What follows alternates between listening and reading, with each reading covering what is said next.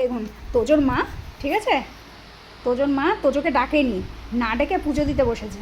আর তোজো দেখুন ঠাকুমাদের মতো পা হাত ছড়িয়ে বসে গেছে। ও এখন কি দেখছে জানেন, ওর মা বলছে তোজো বাটিটা নিয়ে আসো, কারণ গপু দাদা ওখানে প্রসাদ খাচ্ছে, ঠিক আছে, ফল টল পেয়ারা আম শশা কেটে দিচ্ছে। এবার উনি পাবে না তা তো হয় না। এবার ওর মা বলছে মা বাটিটা নিয়ে আসো, তা উনি তো বাটি আনতে যাবে না, উনি হচ্ছে মালকিন বলে কথা।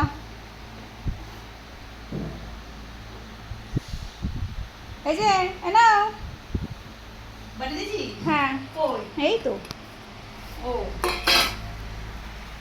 ছোটো ছোটো পিস করে দাও। হ্যাঁ আসো, চলে এসো। একটু দেখো টক নাকি? টক নাকি? টক হলে তোজো এমনিই খাবে না।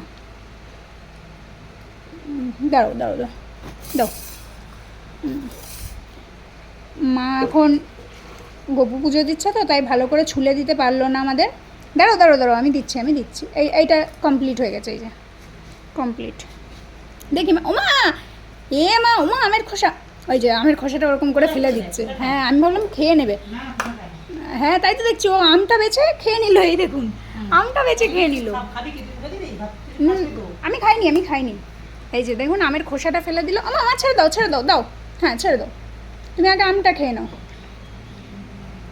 আমার লাঞ্চ টাঞ্চ করেছি, একটু ফল না খেলে হয়? ফল না খেলে একটু শক্তি হবে? গপুটাটা বলে কীভাবে বসেছে আমার মেয়েটা, দেখো। আমা ঠিক হও নাও। কি করবো রে খাও? হ্যাঁ কোমরে লেগে যাবে তো, এ নাও। দাঁড়ো, এ নাও, এদিকে এসো তো দেখি। ওরে বাবা রে, অতটা তোকে ঝুঁকতে হবে না, তুই বসে বসে খা। এক কাজ কর, তুই শুয়ে করবো, আয় তো। হ্যাঁ আসো মা, আসো আস্তে আস্তে ঘোরো। হ্যাঁ সব বুঝিস, তারপরেও তুই ঢং করিস কেন আমি বুঝি না। কেন পাপা এসে তুমি ওটা কি আম? ও হ্যাঁ না নেন্টু বুড়ি। বা মা একটা পেন্তু দে, আমি পড়ি, শীতকালে পেন্তু পড়েছি, এখনো পর্যন্ত গরমে পড়িনি। না না এটাও শেষ হয়ে গেছে এই যে নিচে পড়েছে। দাঁড়ো এগুলো আমি তুলে মুছে নেবো ওখানে। এটাও খাওয়া হয়ে গেছে বাবা।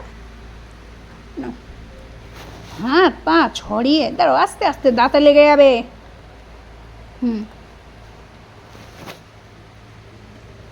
একটু ফল না খেলে গায়ে শক্তি না হলে বড়দিদির সাথে পেরে উঠবো না। বড়দিদিটা হেভি দুধটু তো, বড়দিদির সাথে পেরে ওঠার জন্য একটু গায়ে শক্তি লাগবে। হ্যাঁ আমাদের খাওয়া দাওয়া হয়ে গেছে। এই ছোট দিদি দেখ, আমি লাঞ্চ করে ফল খেয়ে নিলাম। ওদিকে গপুটাটা খাচ্ছে, কি মজা। তো তোর সব বন্ধুরা ফল টল খাও তো।